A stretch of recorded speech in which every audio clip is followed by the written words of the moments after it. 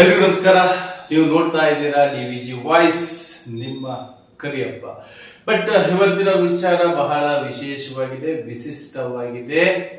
ನೊಂದು ಬೆಂದು ಬಂದಿರತಕ್ಕಂತ ಶಿವಲಿಂಗಯ್ಯನ ಕರ್ಮಕಾಂಡ ಅಂತ ಹೇಳ, ಅಥವಾ ರೈತರಿಗೆ ಇನ್ನೂ ಹಣ ಮುಟ್ಟಿಲ್ಲ ಅಂತ ಹೇಳ, ಅಥವಾ ಬ್ಯಾಂಕಿನಿಂದ ದರೋಡೆ ಮಾಡಿರ್ತಕ್ಕಂತ ಮ್ಯಾನೇಜರ್ಗಳ ಹಾವಳಿ ಅಂತ ಹೇಳ, ಅಥವಾ ಸಂಪೂರ್ಣ ಡೀಟೇಲ್ ಅನ್ನು ನಾನು ನಿಮ್ಗೆ ಕೊಡ್ತಾ ಹೋಗ್ತೀನಿ. ಇದು 2020ನೇ ಇಸ್ವಿಯಿಂದ ಹಿಡಿದು ಇಲ್ಲಿಯವರೆಗೂ ಪ್ರಾಬ್ಲಮ್ ಸಾಲ್ವ್ ಆಗಿಲ್ಲ. ನೋಡಿ, 2020ನೇ ಇಸ್ವಿಯಲ್ಲಿ ಒಂದು ಕೇಸ್ ಆಗುತ್ತೆ. ಮೊದಲನೇದಾಗಿ APMC ಮಾರ್ಕೆಟ್ ನಲ್ಲಿ ಇರ್ತಕ್ಕಂತ RMC ಪೊಲೀಸ್ ಸ್ಟೇಷನ್ ನಲ್ಲಿ A1 ಏನು GMC ಕಂಪನಿಯ ಮಾಲೀಕ ಶಿವಲಿಂಗಯ್ಯ ಅವರ ಮೇಲೆ ಒಂದು FIR ಆಗುತ್ತೆ. ಅದ್ರ ಜೊತೆಗೆ ಈ ಮಹೇಶ್ವರಯ್ಯ, ವಾಗೀಸ್ವಾಮಿ, ಚಂದ್ರು, ಚೇತನ್, ಈಗ ಈ ರೀತಿಯಾಗಿ ಒಂದು ಕೇಸ್ ಆಗುತ್ತೆ. ಆ ಕೇಸ್ ನಲ್ಲಿ SP ರಿಶಾಂತ್ ಅವರು ಇದ್ರು. ಆ ರಿಶಾಂತ್ ಅವರು ಆ ಕೇಸಿನ ವಿಚಾರವಾಗಿ 2,68,00,000 ಕೊಡಿಸ್ತಾರೆ. ಅದನ್ನ ಆರೋಪಿಗಳಿಂದಲೇ ತಗೊಳ್ತಾರೆ. ಅದು ಸ್ವಲ್ಪ ದಿನಗಳ ನಂತರ ಶಿವಲಿಂಗಯ್ಯ ಯಾವುದೋ ಗೋಡನಿನ ಕೆಳಗಡೆ, ಅಂದ್ರೆ ಈ ನೆಲದಲ್ಲಿ ಹಾಕಿಟ್ಟಿರ್ತಾರಲ್ಲ, ಅದರಲ್ಲಿ ಸಿಕ್ಕಿದ್ರು, ಅದರಲ್ಲಿ ಬಚ್ಚಿಟ್ಟಿದ್ರು ಅಂತ ಹೇಳ್ತಾರೆ. ಆ ಬಚ್ಚಿಟ್ಟಿರ್ತಕ್ಕಂಥ ಹಣವನ್ನ ನೇರವಾಗಿ ಕೋರ್ಟ್ ಮುಖಾಂತರ ರೈತರಿಗೆ ಹಣ ಮುಟ್ಟಿಸುತ್ತೆ. ಇನ್ನು 3 ಕೋಟಿ ರೂಪಾಯಿ ಸರ್ಕಾರದಿಂದ ಬರಬೇಕಾಗಿತ್ತು.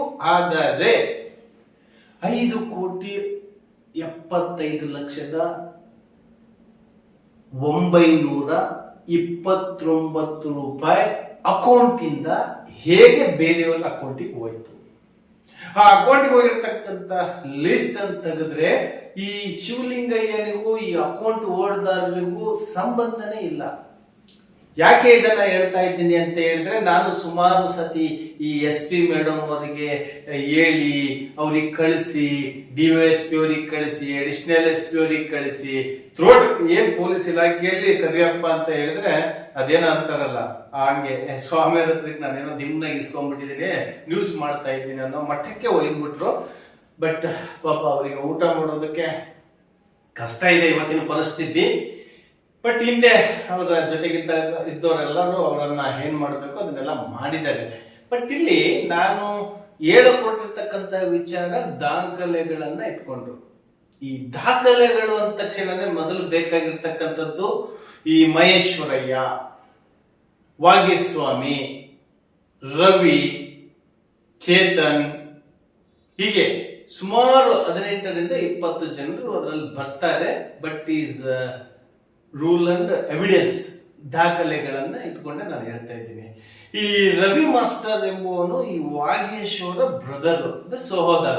ವಾಗೇಶಿಗೂ ರವಿ ಬ್ರದರ್ ಅಂದ್ಮೇಲೆ ಈ ಮಲಬೆನ್ನೂರು, ಹರಿಹರ ತಾಲೂಕಿನಲ್ಲಿ ಒಂದು ಮಲಬೆನ್ನೂರು ಅಂತ ಬರುತ್ತೆ. ಮಲಬೆನ್ನೂರಿಗೆ ಸಂಬಂಧಪಟ್ಟ ಹಾಗೆ ಗುಳದಹಳ್ಳಿ, ನೋಡಿ, ಸರ್ಕಾರಿ ಹಿರಿಯ ಪ್ರಾಥಮಿಕ ಶಾಲೆಯ ಮುಖ್ಯೋಪಾಧ್ಯಾಯ ರವಿ.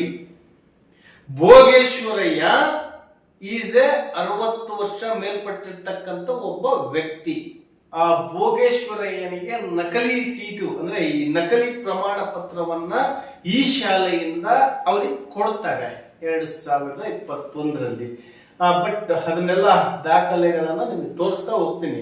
ಬಟ್ ಇಲ್ಲಿ ದಾವಣಗೆರೆ ಬಡಾವಣೆ ಪೊಲೀಸ್ ಸ್ಟೇಷನ್ ಗಿಂತ ಮುಂಚೆ ವಸಂತ ಟಾಕೀಸ್ ಬಸವನಗರ ಪೊಲೀಸ್ ಠಾಣೆಗೆ ಒಂದು ಕೇಸ್ ಮಾಡಿರ್ತಾರೆ ಭೋಗೇಶ್ವರಯ್ಯನವರು. ಆ ಭೋಗೇಶ್ವರಯ್ಯನವರು ಕೇಸ್ ಮಾಡಿರ್ತಕ್ಕಂಥದ್ದಕ್ಕೂ ಈ ಶಿವಲಿಂಗಯ್ಯನವ್ರಿಗೂ ಏನ್ ಸಂಬಂಧ ಅಂತ ಹೇಳಿದ್ರೆ, ಇದೇ ಕೇಸಲ್ಲಿ ಇರ್ತಕ್ಕಂಥವ್ರೆ ಆ ಕೆಲಸನೂ ಮಾಡಿರ್ತಾರೆ. ಸುಮಾರು 65-70 ವರ್ಷದ ವ್ಯಕ್ತಿಗಳಿಗೆ ಇನ್ಸೂರೆನ್ಸ್ ಮಾಡಿಸಿ ಅವರು ಸತ್ತಿದ್ದಾರೆ ಅಂತ ಡೆತ್ ಸರ್ಟಿಫಿಕೇಟ್ ಕೊಟ್ಟು ದುಡ್ಡು ಮಾಡಿರ್ತಕ್ಕಂಥ ವ್ಯಕ್ತಿಗಳನ್ನ ಬಿಟ್ಟು ಈ ಶಿವಲಿಂಗಯ್ಯನಿಗೆ ನ್ಯಾಯ ಸಿಗದ ಪರಿಸ್ಥಿತಿಯನ್ನ ಉಂಟು ಮಾಡಿದ್ದಾರೆ. ಇದು ಬಹಳ ನೋವು ಕೊಡುವಂತ ವಿಚಾರ. ಯಾಕೆಂದ್ರೆ ಈ ಪಕ್ಕದಲ್ಲಿ ನೋಡ್ತಾ ಇದ್ದೀರಾ, ದಾವಣಗೆರೆಯಿಂದ ಗುಡ್ಯಾಡು ಸುಮಾರು 30 ಕಿಲೋಮೀಟರ್ ದೂರದಲ್ಲಿದೆ. ವಿಜಯನಗರ ಡಿಸ್ಟಿಕ್ ಬರುತ್ತೆ ಅದು.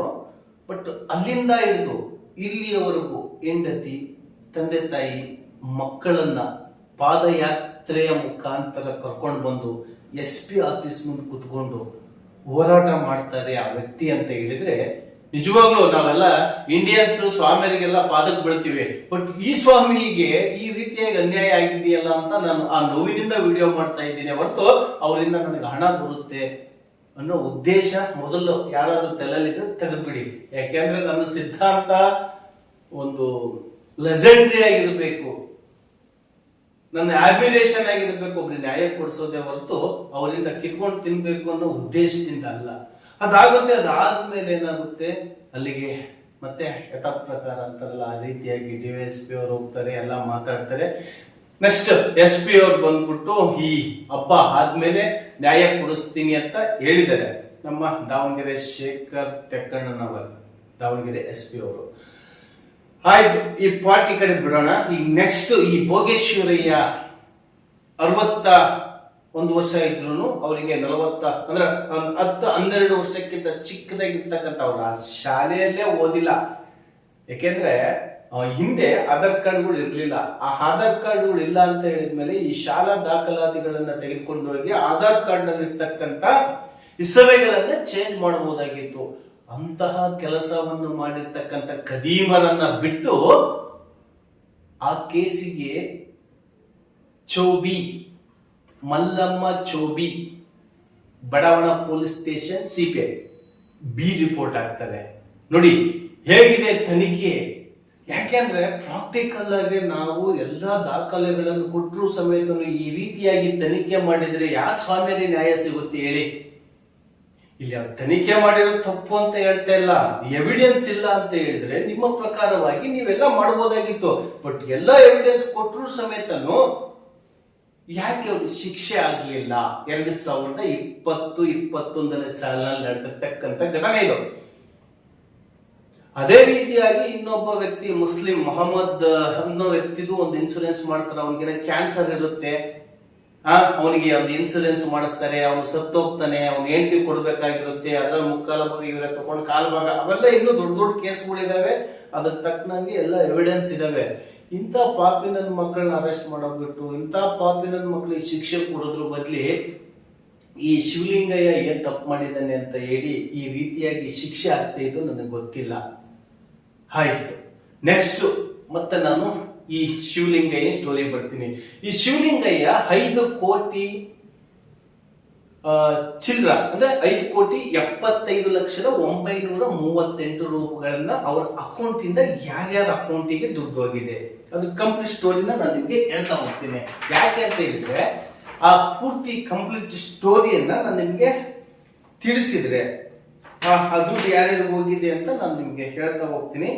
ಈ TM ಭೋಗೇಶ್ವರಯ್ಯ ತಂದೆ ಕೊಟ್ರಯ್ಯ 1/8/2018 ಶಾಲಾ ದಾಖಲಾತಿಯನ್ನ ಕೊಟ್ಟು ಅವರಿಗೆ 1 ಕೋಟಿ ರೂಪಾಯಿ ಇನ್ಸೂರೆನ್ಸ್ ಮಾಡಿಸಿರ್ತಕ್ಕಂಥ ರವಿ ಮಾಸ್ಟರ್ ಅನ್ನ ಯಾಕೆ ಅರೆಸ್ಟ್ ಮಾಡಲಿಲ್ಲ? ಎರಡನೇದು, ಈ ಅನಿಲ್ ಕುಮಾರ್ ಎಂಬುವ ವ್ಯಕ್ತಿ ಅಂದ್ರೆ FIR ಭೋಗೇಶ್ವರಯ್ಯನವರು FIR ಮಾಡಿಸ್ತಾರೆ. ಯಾರ ಮೇಲೆ ಮಾಡಿಸ್ತಾರೆ? ಮಹೇಶ್ವರಯ್ಯ, ವಾಗೇಸ್ವಾಮಿ, ಚಂದ್ರು, ಶಿವಕುಮಾರ್ ಎಂಬ 4 ವ್ಯಕ್ತಿಗಳ ಮೇಲೆ FIR ಅನ್ನ 2021 ಕೇಸ್ ಅಂದ್ರೆ 0040 ಕೇಸ್ ನಂಬರ್ CC ನಂಬರ್ ಅಂತ ಹೇಳ್ತೀವಲ್ಲ 40/20/21 ಇಸ್ವಿಯಲ್ಲಿ ಮಾಡಿಸ್ತಾರೆ. ಇವರಷ್ಟು ಜಂಗಮ ಜಾತಿ ಸೇರಿದವ್ರೆ, ಅಷ್ಟು ಒಂದೇ ಕೆಟಗರಿಯಲ್ಲಿ ಇರ್ತಕ್ಕಂಥವ್ರೆ. ಅದರಲ್ಲಿ bank manager Bhaskar, bank clerk Shivakumar ಯಾರು? ಶಿವಕುಮಾರ್ ಹೆಂಡತಿ ಅಕೌಂಟ್ಗೆ ಯಾಕೆ ಬರುತ್ತೆ? ವಾಗೇಸ್ವಾಮಿ ಹೆಂಡತಿ ಅಕೌಂಟ್ಗೆ ಹೆಂಗ್ ಹೋಗುತ್ತೆ? ಕೋಟಿ ಗಟ್ಟಲೆ ಹಣವನ್ನ ಅವ್ರ ಅಕೌಂಟಿಗೆ ಹಾಕೊಳ್ತಾರೆ ಅಂತ ಹೇಳಿದ್ರೆ ಅವ್ರಿಗೂ ಏನ್ ಸಂಬಂಧ ಇರುತ್ತೆ? ಶಿವಲಿಂಗಯ್ಯನವರು ಅವ್ರ ಹತ್ರಕ್ಕೆ ಏನಾದ್ರು, ಯಾಕೆಂದ್ರೆ GMC ಕಂಪನಿ ಅಂತ ಹೇಳಿದ್ರೆ ಬಡವರ ಹಣದಲ್ಲಿ ಇರ್ತಕ್ಕಂಥ ಒಂದು ದೊಡ್ಡ ಕಂಪನಿ.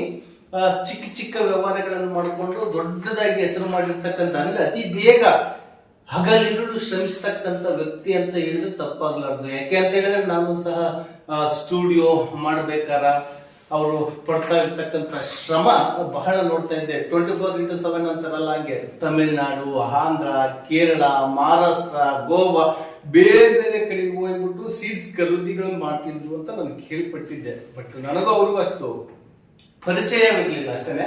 ಬಟ್ ಕಷ್ಟ ಪಡ್ತಾ ಇದ್ದ ವ್ಯಕ್ತಿ. ಹಾಗಾಗಿ ಕೋಟಿಗಟ್ಟಲೆ ಹಣ ಅವ್ರ ಅಕೌಂಟ್ ಅಲ್ಲಿ ಟ್ರಾನ್ಸ್ಲೇಷನ್ ಆಗ್ತಾ ಇತ್ತು.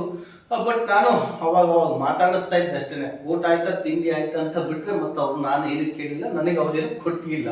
ಬಟ್ ಈಗ ಏನ್ ಸಮಸ್ಯೆ ಆಗಿದೆ ಅಂತ ಹೇಳಿದ್ರೆ, ಈ 5 ಕೋಟಿ ಚಿಲ್ಲರ ಅಂದ್ರೆ 5,75,00,000 ಹಣ ಬೇರೆ ಅಕೌಂಟಿಗೆ ಹೋಗ್ಬೇಕು. ಈಗ ಸ್ವಾಮಿಯವರು ನನಗೆ 10 ಕೋಟಿ ದುಡ್ಡು ಹಾಕ್ಬೇಕು ಅಂತ ಹೇಳಿದ್ರೆ, ಒಂದು ನಾನು ಅವ್ರಿಗೆ ಏನಾದ್ರು ಕೊಟ್ಟಿರ್ಬೇಕು ಅಥವಾ ಅವ್ರು ನಮಗೆ ಏನಾದ್ರು ತಗೊಂಡಿರ್ಬೇಕು ಅಲ್ವಾ? ಈ ರೀತಿ ಇದ್ರೆ ಅಮೌಂಟ್ ಟ್ರಾನ್ಸಾಕ್ಷನ್ ಆಗುತ್ತೆ. ಬಟ್ ಇಲ್ಲಿ ಮಹೇಶ್ವರಯ್ಯ, ವಾಗೇಶು, ಶಿವಕುಮಾರ್, ಭಾಸ್ಕರ್ ಇವ್ರು ಯಾರು ಇವ್ರಿಗೆ ಪರಿಚಯ ಇಲ್ಲ. ಯಾರಿಗೆ? ಶಿವಲಿಂಗಯ್ಯ ಪರಿಚಯ ಇಲ್ಲ. ಪರಿಚಯ ಅಂದ್ರೆ ರಿಲೇಷನ್, ನಾನು ಹೇಳಿದ್ದಲ್ಲ, ಜನಾಂಗ ಒಂದೇನೆ. ಆದ್ರೆ ಇವ್ರ ಅಕೌಂಟಿಂದ ಅವ್ರ ಅಕೌಂಟಿಗೆ ದುಡ್ಡು ಹೋಗುತ್ತಲ್ಲ, ಅವ್ರಿಗೆ ಏನಾದ್ರು ವ್ಯವಹಾರ ಇರ್ಬೇಕಲ್ಲ. ಯಾಕೆ ಅಂತ ಹೇಳಿದ್ರೆ, ಈ ಮಹೇಶ್ವರಯ್ಯ ಖುಷಿ ಎಂಟರ್ಪ್ರೈಸಸ್ ಎಂಬ ಒಂದು ಸೀಡ್ಸ್ ಕಂಪನಿ ಅವ್ರದ್ದು ಇರುತ್ತೆ. ಹಾಗಾಗಿ ಅವ್ರಿಗೂ ಏನಾದ್ರು ವ್ಯವಹಾರ ಇರ್ಬೋದು. ಅವನ ಹೆಂಡತಿ ಭವ್ಯನ ಅಕೌಂಟಿಗೆ ಹಣ ಹೋಗುತ್ತೆ ಬರುತ್ತೆ ಅಂತ ಹೇಳಿದ್ರೆ ಆಯ್ತು. ಮಹೇಶ್ವರಯ್ಯನ ಅಕೌಂಟಿಂದ ಭವ್ಯನ ಅಕೌಂಟಿಗೆ ದುಡ್ಡು ಹೋಗುತ್ತೆ. ಭವ್ಯನ ಅಕೌಂಟಿಂದ ರೆಡ್ಡಿ ಅವರಿಗೆ ಯಾಕೆ, ಯಾರು ವಿನೋದ್ ರೆಡ್ಡಿ ಹಾಗೂ ಹನುಮಂತ ರೆಡ್ಡಿಗೆ ಹಣ ಹೋಗುತ್ತೆ. ಎಸ್, ಇಲ್ಲಿ ಟ್ವಿಸ್ಟ್ ಇದೆ. ಈ ಹನುಮಂತ ರೆಡ್ಡಿ ಹಾಗೂ ವಿನೋದ್ ರೆಡ್ಡಿ ಇವರೇ ಈ ಮಾಫಿಯಾಕ್ಕೆಲ್ಲ ಡಾನ್ಗಳು ಅಂತ ಹೇಳಿದ್ರು ತಪ್ಪಾಗ್ಲಾರ್ದು. ಈ ಬ್ಯಾಂಕ್ ಅಲ್ಲಿ ಇರ್ತಕ್ಕಂಥ ಹಣವನ್ನ ಯಾವ ರೀತಿ ತೆಗೆದುಹಾಕಿದ್ದಾರೆ ಅದಕ್ಕೆಲ್ಲ ಮೂಲ ಕಾರಣ ಭಾಸ್ಕರ, ವಿನೋದ್ ರೆಡ್ಡಿ, ಶಿವಕುಮಾರ, ಹನುಮಂತ ರೆಡ್ಡಿ. ಅಂದ್ರೆ ಇವರೆಲ್ಲ ಇನ್ಸೂರೆನ್ಸ್ ಮಾಫಿಯಾ ಕಿಂಗ್ಗಳು. ಇವ್ರಿಗೆ ಯಾವ್ದಾದ್ರು ಕಾಯಿಲೆ ಇದೆ ಅಂತ ಹೇಳ್ತೀನಿ. ಈ ಉದಾಹರಣೆಗೆ ಇವ್ರಿಗೊಂದು ಕಾಯಿಲೆ ಇರುತ್ತೆ. ಈ ಕಾಯಿಲೆ ಇರ್ತಕ್ಕಂಥ ವ್ಯಕ್ತಿ ಮನೆಗೆ ಇವ್ರಷ್ಟು ಹೋಗ್ತಾರೆ. ಹೋಗ್ಬಿಟ್ಟು ಏನ್ ಮಾಡ್ತಾರೆ ನೋಡಿ, ನಾನು ಇವ್ರಿಗೆ ಇನ್ಸೂರೆನ್ಸ್ ಮಾಡಿಸ್ತೀನಿ, ನೀವ್ಯಾರು ₹1 ಕೊಡಬೇಡಿ, ಅವ್ರಿಗೆ ನಾನು ಆರೋಗ್ಯದ ಎಲ್ಲ ಖರ್ಚು ನೋಡ್ಕೊಂತೀನಿ ಅಂತ ಹೇಳ್ತಾರೆ. ಅಲ್ಲೇ ಒಬ್ಬ ಡಾಕ್ಟರ್ನ ಸೃಷ್ಟಿ ಮಾಡ್ಕೊಳ್ತಾರೆ. ಆ ಡಾಕ್ಟ್ರು ನೋಡಿ, ಈ ಕೇಸನ್ನು ಹಿಡಿದ್ರೆ ಇಡೀ ಕರ್ನಾಟಕದಲ್ಲಿ ಈ ಕೇಸ್ನಲ್ಲಿ ಇರ್ತಕ್ಕಂಥ ಟ್ವಿಸ್ಟ್ ಬೇರೆ ಯಾವ ಕೇಸಲ್ಲೂ ಸಿಗಲ್ಲ. ಅಷ್ಟು ಟ್ವಿಸ್ಟ್ಗಳಿದಾವೆ. ಗೋರ್ಮೆಂಟ್ ಡಾಕ್ಟರ್ಗಳೆಲ್ಲ ಫೇಕ್ ಸರ್ಟಿಫಿಕೇಟ್ಗಳು ಕೊಡ್ತಾರೆ ಅಂತ ಹೇಳಿದ್ರೆ, ಈ ಇನ್ಸೂರೆನ್ಸ್ ಕಂಪ್ನಿಯವ್ರಿಗೆಲ್ಲ ಏನ್ ಮಾಡಬೇಕು? ಇನ್ಸೂರೆನ್ಸ್ ಕಂಪ್ನಿಯಾಗ ಇರ್ತಕ್ಕಂಥ ಕೆಲಸ ಮಾಡುವಂತವ್ರು, ಇವನೊಬ್ಬ ಪೇಷಂಟ್, ಇವನು ಇವತ್ತಲ್ಲ ನಾಳೆ ಸಾಯ್ತಾನೆ ಅಂತ ಗೊತ್ತಿದ್ರು ಸಮೇತನು ಕೋಟಿಗಟ್ಟಲೆ ಅವ್ರ ಹೆಸರಿಗೆ ಇನ್ಸೂರೆನ್ಸ್ ಮಾಡಿಸ್ತಾರೆ ಅಂತ ಹೇಳಿದ್ರೆ, ಇವರು ಎಷ್ಟರ ಮಟ್ಟಿಗೆ ತಲೆ ಓಡಿಸ್ತಾ ಇರಬೇಕು ಯೋಚನೆ ಮಾಡಿ. ಯಾಕೆಂತ ಹೇಳಿದ್ರೆ, ಇಲ್ಲಿ ಅವರ ಚಿಕ್ಕಪ್ಪನ ಮಗ ಅಂದ್ರೆ ಅವ್ರ ಚಿಕ್ಕಮ್ಮನ ಮಗ ಚೇತನ್, ಆ ಚೇತನ್ನು ಈ ಶಿವಲಿಂಗಯ್ಯನ ಹತ್ರ ಕೆಲಸ ಮಾಡ್ತಾ ಇರ್ತಾನೆ.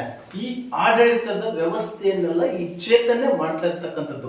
ಈ ಚೇತನ್ಗೂ, ಈ ಮಹೇಶ್ ಅವ್ರಿಗೂ, ವಾಗೇಶ್ ಅವ್ರಿಗೂ, ರವಿ ಅವ್ರಿಗೂ, ಅನಿಲ್ ಅವ್ರಿಗೂ, ಚಂದ್ರ ಅವ್ರಿಗೂ, ಶಿವಕುಮಾರ್ ಅವ್ರಿಗೂ, ಭಾಸ್ಕರ್ ಅವ್ರಿಗೂ ಅಷ್ಟ್ರಿಗೂ ಈ ಅಮೌಂಟ್ ಅನ್ನ ಟ್ರಾನ್ಸ್ಲೇಷನ್ ಏನ್ ಮಾಡ್ತಾ ಇರ್ತಾನೆ ಚೇತನ್, ಆ ಚೇತನಿಗೆ ಅವ್ರು ಪರಿಚಯ ಇರ್ತಾರೆ. ಹಾಗಾಗಿ ಯಾರ್ಯಾರ ಅಕೌಂಟ್ ಇಂದ ಎಷ್ಟೆಷ್ಟು ಹೋಗುತ್ತೆ, ಯಾರ್ಯಾರಿಗೆ ಹೋಗಿದೆ ಅಂತ ಎಲ್ಲ ಡೀಟೇಲ್ ಅನ್ನ ಕೊಡ್ತಾರೆ. ಆ ಡೀಟೇಲ್ ಕೊಟ್ಟಾದ್ಮೇಲೆ ಏನಾಗುತ್ತೆ, ಆ ಡೀಟೇಲ್ ಕೊಟ್ಟಾದ್ಮೇಲೆ ನೋಡಿ, ಈ ವಾಗೇಶ್ ಅಂದ್ರೆ ಮೊದಲು ಮಹೇಶ್ವರಿಗೆ ಅಕೌಂಟ್ ದುಡ್ಡು ಬೀಳುತ್ತೆ, 1,20,00,000 ಬೀಳುತ್ತೆ. ಅದಾದ ಮೇಲೆ ಅನಿಲ್, ಆಮೇಲೆ ಭವ್ಯ, ಶಂಭುಲಿಂಗಯ್ಯ, ವಾಗೀಶ್ ಅವರ ಅಣ್ಣನ ಮಗ ನಾಗರಾಜ, ವೀರಯ್ಯ, ಭೋಗೇಶ್ವರಯ್ಯ, ರಾಮನಗೌಡ, ಕೆಂಚನಗೌಡ, ಹುಲಿಕಟ್ಟಿ, ನಾಗರಾಜ, ಶೇಖರಪ್ಪ ಇಲ್ಲಿ ಚೌಡೇಶ್ವರಿ ನಗರದವರು, ರವಿ ಮಾಸ್ಟರ್ ತಂದೆ ರುದ್ರಯ್ಯ ಸಾಲ್ಕಟ್ಟೆ, ಅನಿಲ, ಭಾಸ್ಕರ ಮ್ಯಾನೇಜರು. ಅಂದ್ರೆ ಇದೆಲ್ಲ ನಡೆದಿರ್ತಕ್ಕಂಥದ್ದು ದಾವಣಗೆರೆ PB ರೋಡ್ ಅಲ್ಲಿ ಇರ್ತಕ್ಕಂಥ ಕೆನರಾ ಬ್ಯಾಂಕ್ ನಲ್ಲಿ. ಇದು ಯಾವುದೋ ಪ್ರೈವೇಟ್ ಬ್ಯಾಂಕ್ ಅಲ್ಲಿ ನಡೆದಿಲ್ಲ. ಇದು ನಡೆದಿರ್ತಕ್ಕಂಥದ್ದು ದಾವಣಗೆರೆ PB ರಸ್ತೆಯಲ್ಲಿತ್ತಲ್ಲ, ಹಳೆ ಬಸ್ ಸ್ಟ್ಯಾಂಡ್ ಪಕ್ಕದಲ್ಲಿ PB ರಸ್ತೆ, ಹಳೆ ಬಸ್ ಸ್ಟ್ಯಾಂಡ್ ಆಪೋಸಿಟ್, ಆ ಕೆನರಾ ಬ್ಯಾಂಕ್ ನಲ್ಲಿ ಆಗಿರ್ತಕ್ಕಂಥ ಬಿಗ್ ಸ್ಟೋರಿ ಇದು. ನಾವು ಪೊಲೀಸ್ ಇಲಾಖೆಯವ್ರನ್ನ ಕೇಳ್ಕೊಳ್ಳೋದೇನು ಅಂತ ಹೇಳಿದ್ರೆ, ಸ್ವಾಮಿ ತಪ್ಪು ಮಾಡಿದಾನೋ ಅಂದ್ರೆ ಶಿವಲಿಂಗಯ್ಯ ತಪ್ಪು ಮಾಡಿದಾನೋ, ಮಹೇಶ್ವರಯ್ಯ ತಪ್ಪು ಮಾಡಿದಾನೋ, ವಾಗೀಶ ತಪ್ಪು ಮಾಡಿದನೋ, ರವಿ ಮಾಸ್ಟರ್ ತಪ್ಪು ಮಾಡಿದನೋ, ಚೇತನ್ ತಪ್ಪು ಮಾಡಿದನೋ, ಯಾವನ್ ತಪ್ಪು ಮಾಡಿದನೋ ಗೊತ್ತಿಲ್ಲ. ಆದರೆ ರೈತರಿಗೆ ಸೇರ್ಬೇಕಾಗಿರ್ತಕ್ಕಂಥ ಹಣ ಆ ರೈತರಿಗೆ ಮುಟ್ಟಿದ್ರೆ ಸಾಕು ಅನ್ನೋದು ನಮ್ಮ DVG ವಾಯ್ಸ್ ನ ಮನವಿ. ಇದಿಷ್ಟು ನಿಮಗೆ ಹೇಳಬೇಕು ಅಂತ ಅನಿಸ್ತು, ಹೇಳ್ತಾ ಇದ್ದೀನಿ. ಯಾಕೆ ಅಂತ ಹೇಳಿದ್ರೆ ಇದು ನಿಮ್ಮದೇ ಧ್ವನಿ, ನಿಮ್ಮದೇ ಶಕ್ತಿ. ದಾವಣಗೆರೆ SP ಅವರೇ ಇದರ ಬಗ್ಗೆ ಬಹಳ ಕ್ಲಿಯರ್ ಆಗಿ ಇನ್ನೂ ನಿಮ್ಮ ಮುಂದೆ ಕುಳಿತು ನಾನು ಕ್ಲಿಯರಿಟಿನೂ ಸಹ ಕೊಡ್ತೀನಿ, ಪ್ರತಿಯೊಂದು ದಾಖಲೆಗಳನ್ನು ಸಹ ಕೊಡ್ತೀನಿ. ಆದಷ್ಟು ಬೇಗ ಈ ಖದೀಮರನ್ನ ಹಿಡಿದು ರೈತರಿಗೆ ಹಣವನ್ನು ಕೊಡಿಸುವ ಜವಾಬ್ದಾರಿಯನ್ನು ತೆಗೆದುಕೊಳ್ಳಿ ಅಂತ ಹೇಳ್ತಾ ಈ ವಿಡಿಯೋವನ್ನು ಇಲ್ಲಿ ಮುಗಿಸ್ತಾ ಇದ್ದೀನಿ. ನಮಸ್ಕಾರ. ಇದು ನಿಮ್ಮದೇ ಧ್ವನಿ.